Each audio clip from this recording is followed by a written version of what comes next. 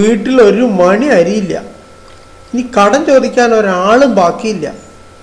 എന്നാണ് അവ ഇതൊന്ന് തുറന്ന് ഒരു പണി കിട്ടുക? അടുത്ത കാലത്തൊന്നും തുറക്കുന്ന ലക്ഷണമില്ല.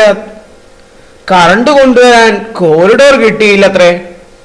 മഴക്കോളും കാണാനില്ല.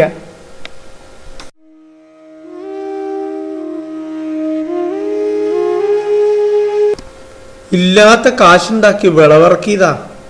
മഴയോ ഇല്ല. അതൊന്ന് നനയ്ക്കാന്ന് വിചാരിച്ചാൽ മോട്ടോർ ഓടിക്കാൻ കറണ്ടും ഇല്ല.